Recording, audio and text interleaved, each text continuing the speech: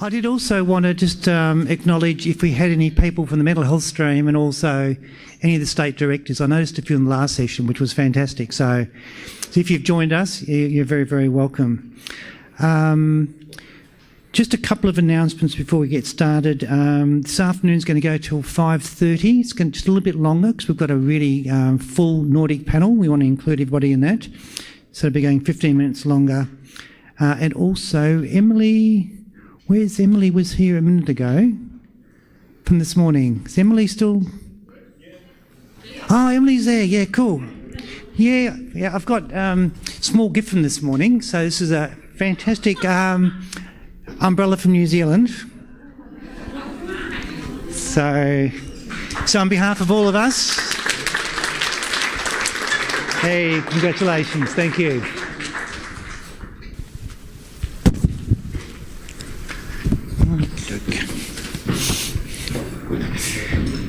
This workshop this afternoon has been a bit of a team effort, work in progress from the team here. The title, as you can see there, is Leadership, Investment Strategies and Action to Support Tomorrow's Leaders, the Why, the How, and... It's not the first time that's been done. And strategies for action. So for those who don't know, we started this debate in Sydney. We did more in Sweden last year. And so we're really now moving on to practical strategies for investment, about what we can do to support our emerging leaders. So the intended outcomes are that all IIDL members commit to taking specific actions within their own spheres of influence to support emerging leaders, and that we'll produce and publish an outcomes document with tangible, specific actions and activities that leaders across the world can take to support emerging leaders, and that emerging leaders themselves can take to inspire and guide action. So we're trying to move this into something very, very practical we can all take away and do. So we've got a panel to kick it off, and this is really only to sort of get the issues on the table. So we'll have 3 speakers for that. And then we've got a facilitated group discussion, and we'll have some reports, and we'll turn that into our sort of published document. So just in terms of introductions, we've got 3 speakers. They've all got about just 10 minutes each, just to get the issues on the table. So Michael Kendrick, is there anybody here that doesn't know Michael? He seems to know. there might be 1 or 2. So it's Michael on my right here. Michael is well known as an international consultant, specialising in emerging best practice in regards to enabling good lives of people with disabilities. He's very active as a public speaker, having spoken to many thousands of audiences, a published author of over 150 articles, an evaluator of services, a former senior government official, and an involved supporter of multiple advocacy and activist organisations. So in recent years, he's become extensively involved in the pioneering of supported decision-making, and with his colleagues hosted one of our matches at the start of the week.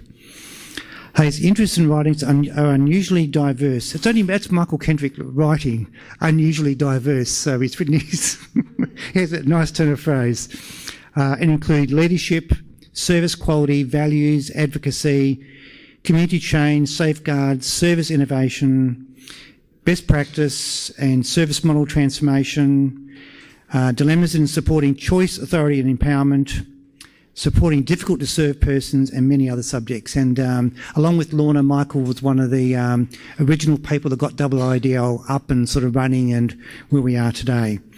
So our second speaker, Rachel Peterson on my left here. I was very excited to meet on my match on Monday and Tuesday. She's been recently appointed to the role of Community Relationship Manager for the Yes Disability Resource Centre in New Zealand. She's worked in the disability industry in many Crown organisations, not-for-profits and in a corporate capacity for around 20 years. She's represented New Zealand in wheelchair basketball and has worked with and for most big health and disability providers in New Zealand and some internationally, including Rex Bionics, where they manufactured robotic exoskeletons. And as a wheelchair user and as a client of many disability providers, Rachel brings a unique double view of our space. I'll probably just say that over the couple of days I got to know you, it was like this unbelievable energy for people she knows that could use some support and what she could find out and what she was going to do. It was like, it was relentless. So very pleased to have you on our panel. And our third panel speaker is Aisling Blackmore, who works for the National DisabilityInsurance Agency in Australia and who work focused on the needs of people with psychosocial disability under the National DisabilityInsurance Scheme. She has extensive experience in developing leadership systems in communities which are inclusive of the needs of young and emerging leaders through her work with the Red Cross Red Crescent movement in both domestic and international contexts. And she's been involved with IIDL since 2016 and coordinating the IIDL development of an emerging leaders strategy in 2017. If truth be known, Aisling has just sort of picked this up and carried it along and got people involved and provided the leadership, and we wouldn't be here with a bunch of emerging leaders without her. So we're very lucky, I think. Okay, so Michael's going to go first. Got 10 minutes, and this is the question about why are we focusing on the needs of emerging leaders? Well, the reason you would want to focus on emerging leaders is if you don't focus on emerging leaders, you'll have no leadership. And without leadership, there's no way forward. So it brings us to the need for an investment in various strategies that locate and strengthen emerging leaders so that they can find their feet and do what they do best. And if there aren't those pathways present, then people are often stumped about what to do. On the other hand, when leadership is cultivated in people, then there is some expectation typically that a certain percentage of people will find their way forward and do take up many of the leadership challenges that do exist. One of the things I would reference, though, is that people tend to use the term leadership in a kind of generic sense, almost like there's such a thing as an all-purpose leader. That wouldn't be very helpful because, in fact, there are what might be called leadership niches. In other words, not everybody gets up every day and is good at everything. So that could take weeks, really. But, you know, in the sense of people finding their leadership, that's possibly, in many ways, a lifelong journey of search for how I might make a difference. And so in this sense, this isn't just something you do to get people started in emerging leadership. It's sustaining leadership and evolving leadership on top of that. Otherwise, you then have leaders that are out of date, that have lost their edge, that aren't really leading anymore. So if you want emerging leadership, you have to renew leadership and keep it relevant. How many of you would know people that were relevant and seem to have forgotten how to stay relevant? That's a challenge in terms of the question of investing in leaders, is to find the things that keep people at their best in terms of their potential contributions. And there are many different kinds of investments. We don't have time to get into all of them, but if you think of just how important certain facets of leadership are, you know, it came up in earlier presentations today, and that is the importance of people that can partner with other people. Leaders that want to be everything unto themselves don't get much done. But people that can partner with other people are obviously going to then, you know, spread leadership across different people and issues.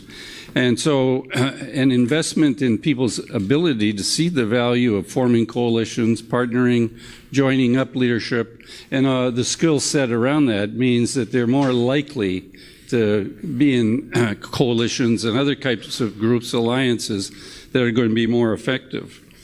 Another thing to focus on for emerging leadership would be the question of vision and values. So often the reason we're not going forward was we have no vision for forward. Or we're going forward in all the wrong things, so we got to go back and check our values to see that we've made the right choices.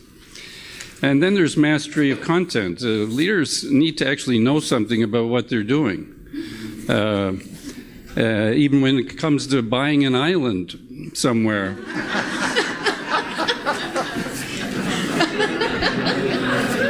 Just wanted to see if you're paying attention. You know?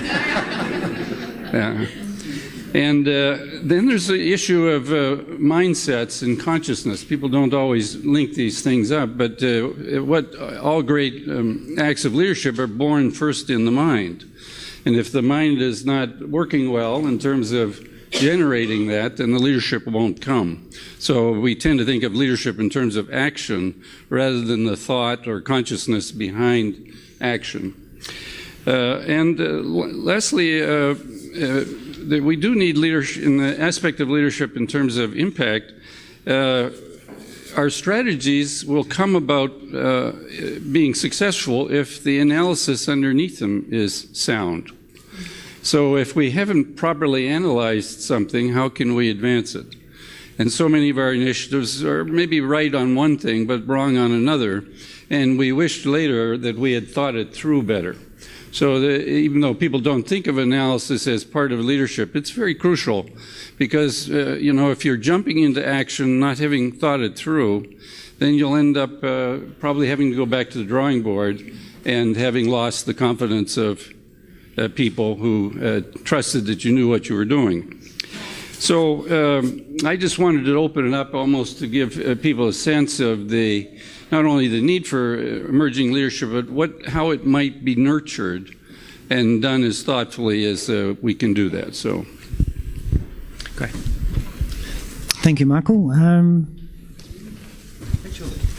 Thank you. All those kind words. It's a lot to live up to there, Eddie. I wanted to start by saying thank you. Just my gratitude I feel for being here. Thank you to NZDSN for making sure I get here, to Lorna and Eddie and Aisling for all of their hard work. There are so many young disabled people that want to lead. We are in a time and age where young people are not going into not mainstream schooling in New Zealand. So I was fortunate enough to be one of the first of a batch that got to trial something called mainstream schooling. So I went through regular classes and got to attend with all my friends. That was all fantastic. The young people that we mentor now through our company at Yes Disability Resource Centre just had their own conference called I Lead with Brian and Thank You Office of Disability Issues Support. 46 young people were nominated by different providers and agencies to come together at the Beehive, which is our White House, a very lot smaller, to speak on their own behalf at a conference they co-designed themselves in a fully inclusive environment to the ministers of both youth and disability on how the future should look for them. So instead of people telling them as youth and as young disabled people what they needed, it was reversed and they told us. Actually, I wasn't allowed to go because I was coming on this trip, but they told our team what they needed. I think this authentic co-design with asking people what they need is really our way forward. So when Eddie asked me to reflect on the last couple of days, I found that quite difficult because I've learned so much because I come here with so many lenses. So with the Auckland Council that I work with and for, I'm thinking about the door buttons on every doorway I've been able to get through. When I go to my hotel after 12 hours in my wheelchair, that's a long time sitting for a person in a wheelchair. I can go upstairs, it's a warm heated pool with a working hoist that I can hop into independently. I can't believe that I thought I had a good deal where we were in New Zealand, and we do compared to some other countries, but I've learned a lot personally. So I have the personal lens that I'm looking through and I'm trying to clock every lesson to take back to the council. I'm looking at it through the disability youth leadership lens as well. And how can we formalise that? So with the council, there's a panel of 12 people with different impairments that advise the council on things that pertain to all people in the community. But I'm going to straight away go back and recommend that we have 4 to 6 interns, because it's big and scary to come up to table like these and rooms like these when you might not speak the language. You might need simple English. You might need your translator. So if you come and be shadowed by an older mentor with a disability, that might actively engage people in a safe environment. I'm also sitting here looking with a parenting through a disability lens, because that's my core project apart from the Disability Resource Centre. So all these young people are getting independence, they're getting out of institutions, and they're learning that they've got rights and they can socialise. But a lot of these young people haven't been afforded the information about sexual health, reproduction, how to choose to become parents or how to choose not to.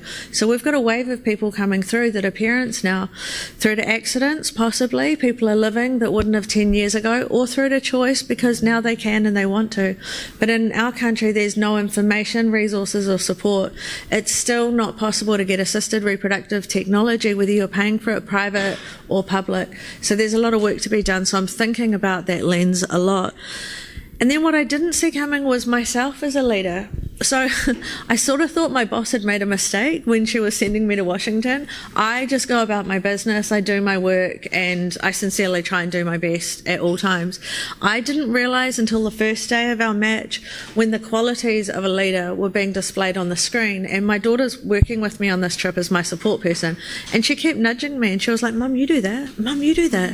What about that time that you did that? And that contract that you gave to that young guy that wanted a shot?" And I sat back and I had a real moment thinking, I didn't even equate that conversation. And I made a joke in my match. Somebody said, "We've never looked at disability and leadership until 5 years ago." And I said, I never looked at it till today. And everyone laughed, but it was sincere. I hadn't looked at it. I just looked at it that this was something I felt was a bit of a calling. I'm not overly religious, but I do feel it's my role because my parents afforded me the independence and the education and the support. And I've got friends that don't have the ability to speak with their mouth or to go places out of their home. And I didn't actually realise what I was doing was leadership. So the last thank you I want to give is to every person in this room that is choosing to spend your career doing this work when there's more money to be made and more prestige to be made in other industries. But obviously you will feel a similar calling to do the work that you do. So thank you very much. Thank you.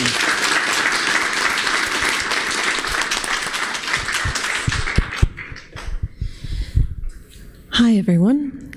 Thank you so much to Michael, and thank you so much to Rachel for your reflections on leadership. In terms of the IIDL experience, so I started with IIDL at the Sydney Leadership Exchange and Match, and I don't recall that there were any emerging leaders present. I think Michael actually used his keynote at the end to call that out, that there were no emerging leaders in the room, that there was no thought at that time about how are we actually transmitting this knowledge, all of the great, valuable knowledge and experience that's in this room to the next generation of leaders who are coming through. How do we preserve the progress that we're making in disability and human rights?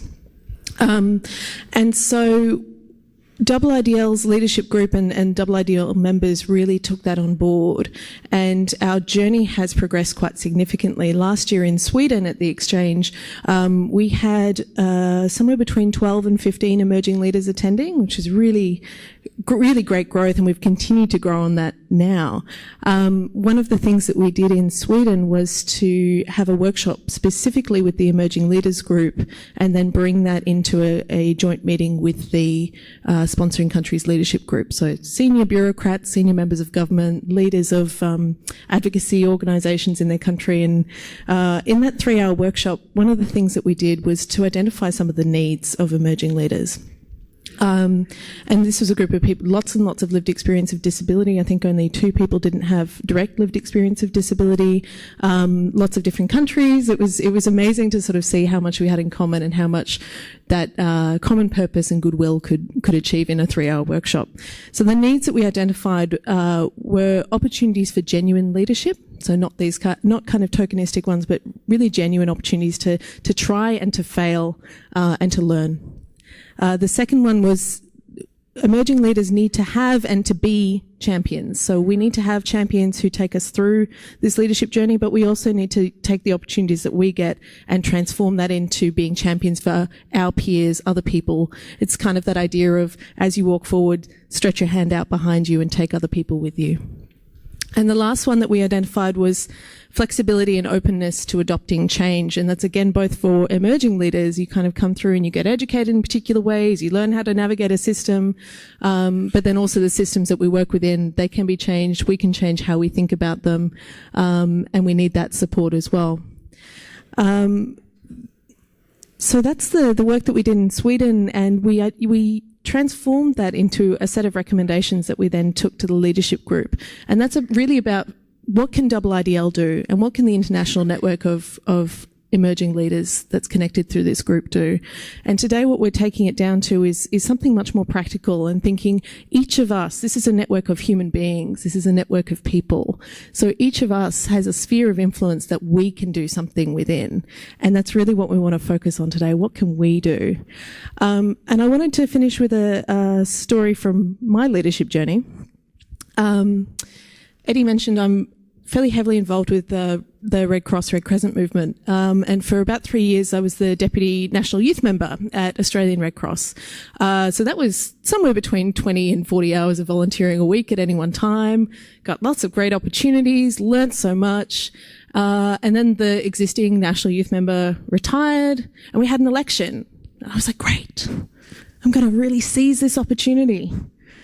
You go to your national councils. This is representatives from all across the country, and they all have to vote for you. And it's not necessarily your peers. It's a whole representative group of the membership of Australian Red Cross. I lost that election. So I was devastated. I was absolutely devastated. But I think, one, that's a really great lesson in resilience, which you need to learn very early in your leadership journey. That's a very good thing. But two, I think there was some really good examples and some really bad examples of then how you support emerging leaders. So there were people who I would talk to at least once or twice a week, who after I lost that election, I never heard from again. And that added to my sense that this was my fault and I'd somehow done something wrong. And so I was going to leave. I was going to leave Australian Red Cross and kind of go, oh, clearly I'm wrong for this. I've stuffed up. I've done the wrong thing. I've contributed to this. And there was one person who said, no, you've had a bad experience, and that's okay. It's hard. It's hard to fail. It's hard to not win something like that. But you're valuable and you have you've learnt so much. We need to keep your knowledge within the organisation. We need to keep you here. And she just kept giving me stuff to do. She wouldn't leave me alone. So she kept giving me projects or meetings to go to, or times when I would represent her at just, like a wreath laying or something. But it was really practical, and it kind of helped me to build that confidence back up, and that feeling that actually this is a place where I belong. And yes, one opportunity went to somebody else, but that's okay. It's good to share those around as well. And I wanted to share that story because I think, sometimes we think that supporting emerging leadership has to be these big grand gestures, like, funding somebody to come to Washington, DC. And trust me, that's an amazing thing to do. But it's also the little everyday things that we do to take care of each other, that kindness, that support, giving even the little opportunities, has such a significant impact for people. So that's it. Beautiful. Thank you.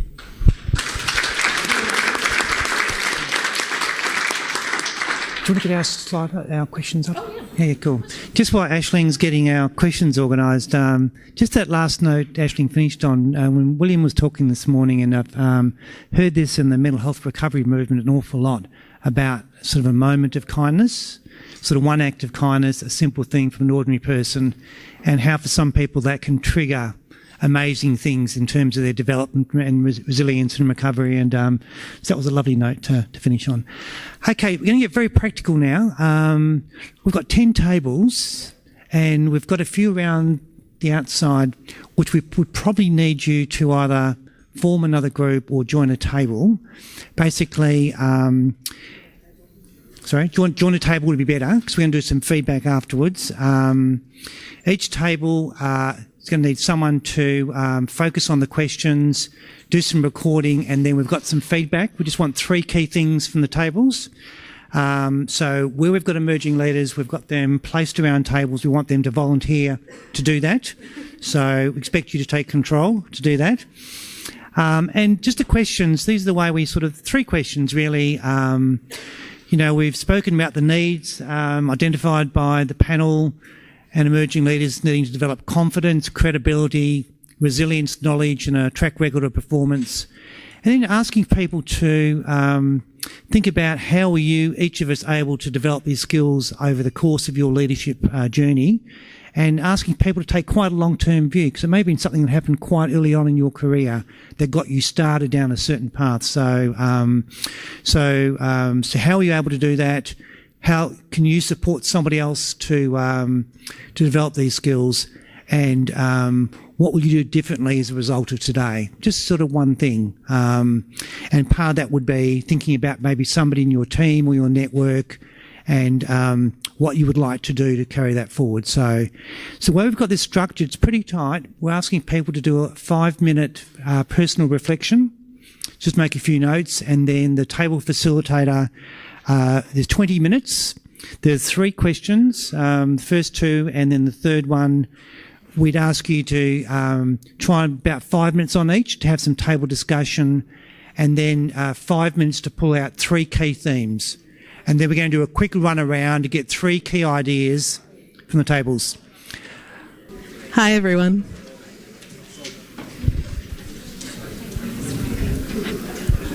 Have you had a good conversation? No. Yes? Yes! Excellent. I'm so pleased. So now we're going to hear the 3 key points from your table, the ones that you absolutely want to share with the world. I'm going to be really strict on only 3 points, and we've only got 2 minutes per table. I'll be writing them down furiously as you speak, and then we'll just have a bit of a wrap up and talk about what's happening next with all of this great information and brainstorming. So let me pass this. Can I start with you, Rachel? It's like bang.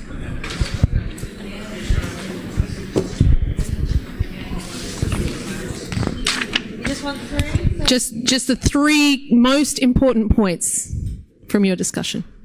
Okay.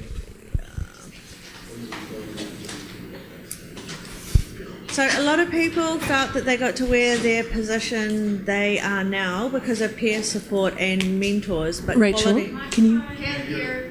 A lot of our group felt, is it working? Closer. Oh my god, and now are we working? No? Is it on?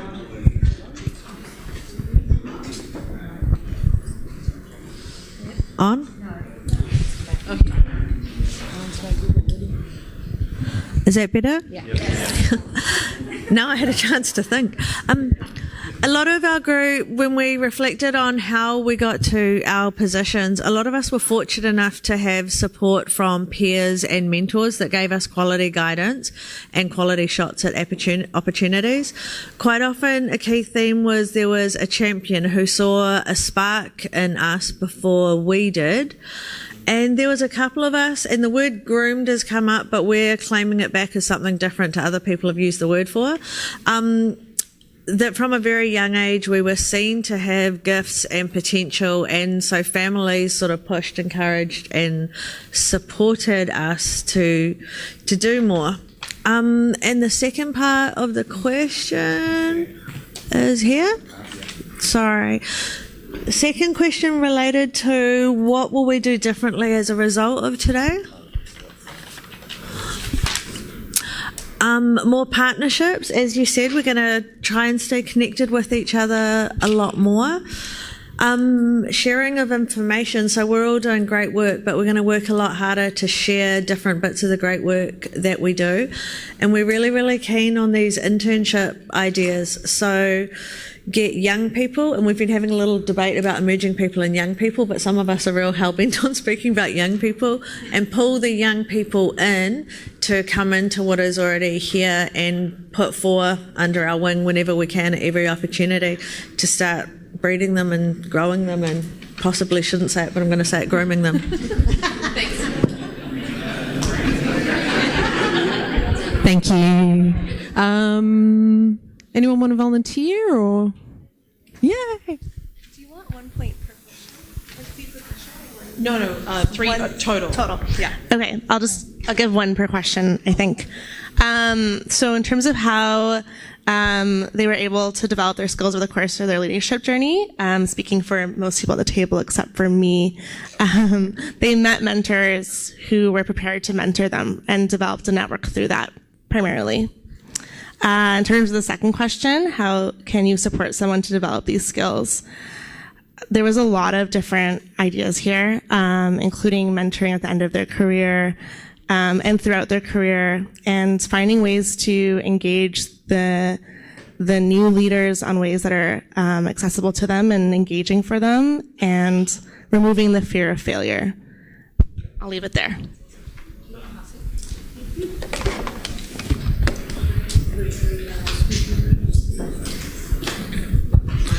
Kia ora. So the three things that was in common, I think, across the things we talked about was everyone identified an opportunity and need, and then they were brave enough to go beyond the known and act on that. And then there was flexible support provided to support people in taking that opportunity. So really, when we got to the next part, what's required, need to create opportunity for emerging leaders, and then the mentoring and support to encourage them along the way. And there was also some talk about the previously emerging leaders and that they might still have a role to play.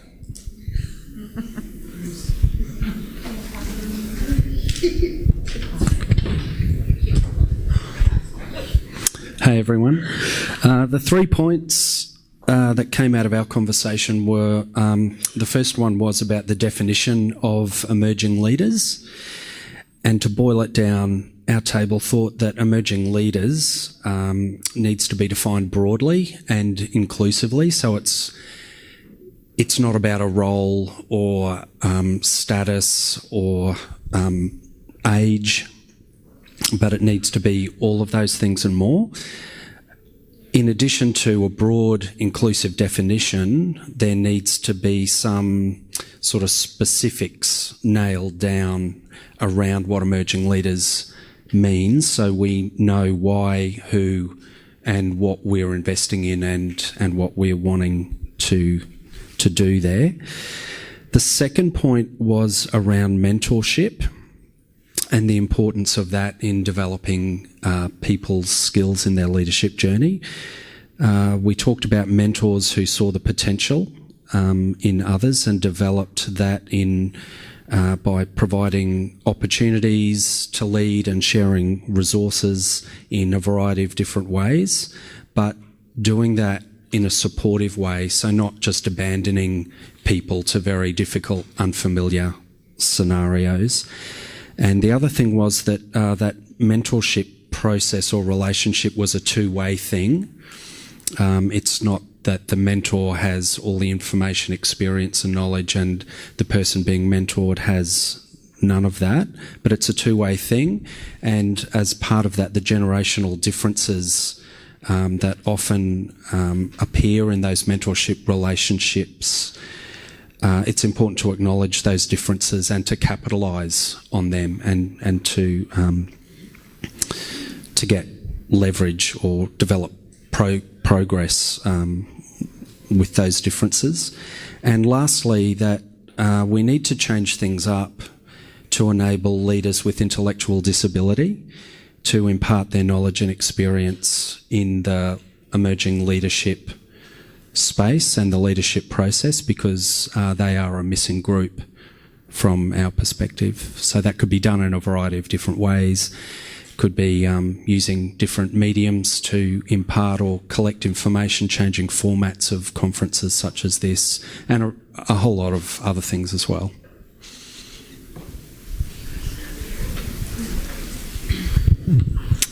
Thank you. Our group said many similar things to what's already been said. I just accentuate a couple of them that might be slightly different. We really talked about somebody identifying in a potential leader something that maybe the leader themselves didn't think they had. So it was someone who was looking for a spark, typically a passion, and then inviting that person in and immersing them in a multiplicity of opportunities to develop their leadership. And one thing we felt was really important was when you have that emerging leader that you've brought in, you need to trust them, believe in them, communicate that to them. Of course, support them if they need it, but there needs to be some trust behind that. And then when we talked about what was important about, what would you do differently as a result of today? We said something a little bit different, that would be to be mindful of the reciprocity that exists with emerging leaders. Not only are they developing their leadership, but they have something to offer too. So we have to be open to new ideas and new ways of thinking about things. We thought it was important to formalize emerging leaders initiatives within our organizations, and to be patient, that you really know when the seed you don't know when the seed planted is going to germinate. So again, back to that emerging multiple opportunities, and did actually touch a bit on what the previous table talked about, but more in the thing of keeping opportunities open for all. That, for example, people in the self-advocacy movement may want to take up leadership in other than the self-advocacy movement, right? So. Thank you so much.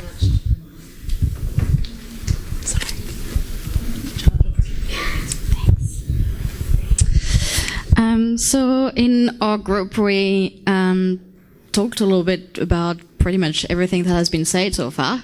I guess one of the big thing that we all agreed on was not having the fear of failure, and not keeping, not just thinking of our ego.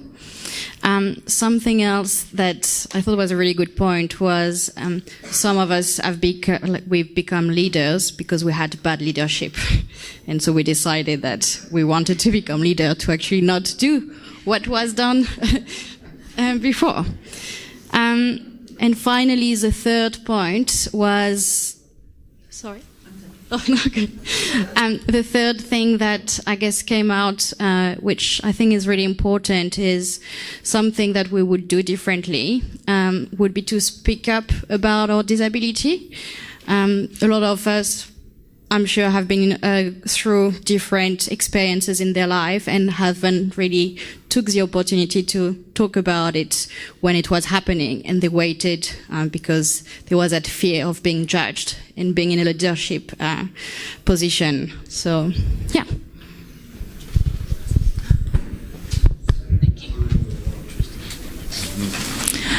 Hello. So our group, the first thing that really stood out was about vision. So an opportunity for everybody to be able to contribute to the vision, to challenge the dialogue around what the vision is, and to ensure that everybody understands and buys into the vision. So it's kind of top-down, bottom-up process. It's about genuine, reciprocal relationships, wherever and with whoever people are. So that sort of feeds into many other values, particularly around trust. And the final thing that really stood out was supporting continuing capacity of yourself and for others. So this is about sort of continually challenging yourself, but sharing and supporting emerging knowledge and experience.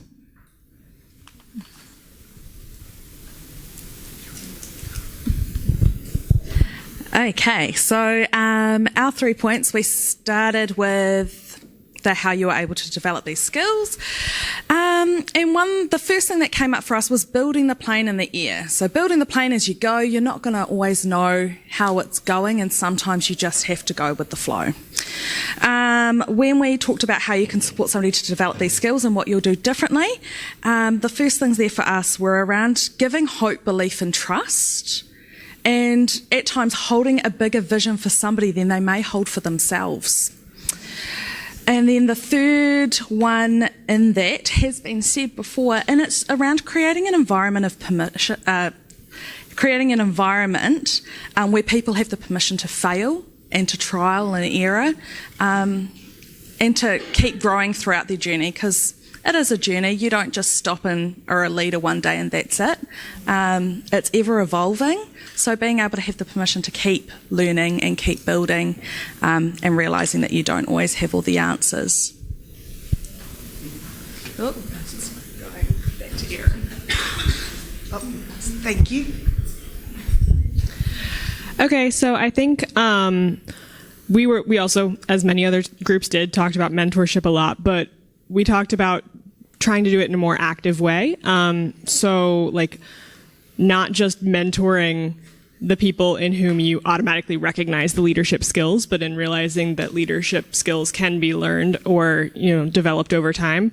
And so reaching out to people that you might not automatically think of, and also that, being a leader can take different forms. And so, if you are more introverted, that doesn't mean that you can't also be a leader. It just might be in a different way than someone who's more extroverted. And so we thought that was really important distinction to make. We also talked about setting clear expectations and goals for people that you're mentoring, because without that, they might give you something and you might say, oh, they didn't do whatever right, and that's fine. But what's better is to say, this is really what I was expecting of you, and keep that high expectation and try to get them there and not just let it go.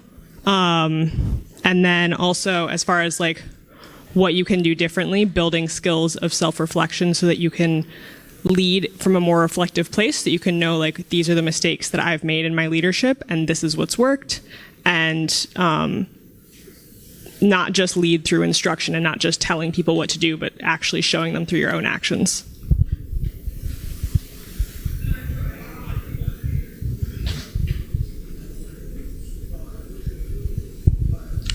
Hello. We talked about emerging leadership, and we talked about a caterpillar. There's nothing in a caterpillar that tells you it's going to be a butterfly. So if you think about how can you tell the potential in an individual, so and to make an individual blossom and change. So for us, we talked about creating intentional networks. And the second, we talked about persistence by leaders to engage with others. And the third, we talked about mentoring as a powerful way of engaging with people. But I'm slipping in a fourth one, I know, and I like break the rules. And the fourth one is about the glue. And the glue to all of the three things that we talked about is relationships.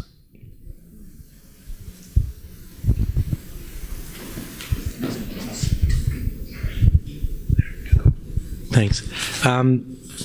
Similar to a lot of other groups, mentoring was our big first one, but it was mentoring through giving trusting examples and relationships so that the person can be reaffirmed and supported and build confidence.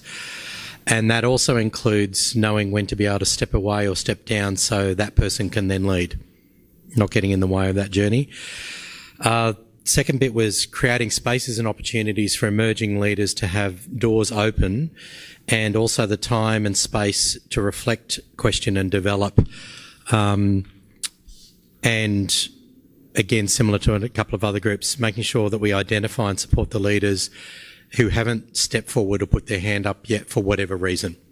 And then similarly, networks. We had a big discussion about how to expand and utilise social media where appropriate, that there are connections, and connect and expand and support those mentoring opportunities, that even if you don't think you've got a network, you have one and you need to share it. So. Wow. Thank you so much, everyone, for your reflections. I think I would struggle to sum up. I mean, we've got this consistent theme about the power of mentorship and that connection to networks, that that's one of those actions that we can all take. And there was some really beautiful thoughts through there as well around the idea of flexible support, and in particular creating these safe spaces where it's okay to fail, because sometimes that's where you learn the most. So what's going to happen now is that all of the notes that you've created on these big sheets, all of the key points that you've shared, are all going to get written up into a single document. And part of the reason we wanted to just have the 3 key points was to understand what's the most important stuff to the people in the room, so we make sure that's reflected in our document. And then that will go back to our leadership groups and our emerging leaders group for a bit of feedback and reflection, and then that will be disseminated to everybody here and everybody in the IIDL network, so that it's not just the people here who get the benefit of this, but then our whole broader network. And you please share, steal, take it everywhere. We really want to get this message out there. So that's what's going to happen with the work that you've done today. And thank you so much for everything. I know people have been sharing personal stories and reflections, and thank you for your generosity in doing that. The other thing that's going to happen as part of this week of events is the emerging leaders who are here will be participating in a joint meeting with the sponsoring country's leadership group. So that's the people that pay the fees for each country all getting together and planning ahead. And so we're going to be thinking about how do we sustain the momentum that we've got. You know, we've made a lot of progress in Sydney, and we want to make sure that that continues, and then we only continue to get better. So again, please grab any of us, keep talking and sharing, and ways that this event, if you've loved it, that's great. Tell us why you love it, and ways that you think we could do even better. Tell us about that as well. We really welcome it. So thank you all. Oh, Eddie. Thank you. Just a couple of things. Can we just amazing panel, Michael and Rachel and Aisling. So we've got a small gift for Rachel. You get a New Zealand umbrella. Thank you very, very much. So, hey, can I just say how well behaved everybody was? Nobody listened to the instructions, but you did it all your own way and it all worked, and that was fantastic. So, it's good, wasn't it? Yeah. And last thing is, Garth's chairing the next session. He wants to meet all the Nordic people now, so he can get all their names right for the introductions. So back here at 4 o'clock, okay? And then the session's going through till 5:30. Thank you.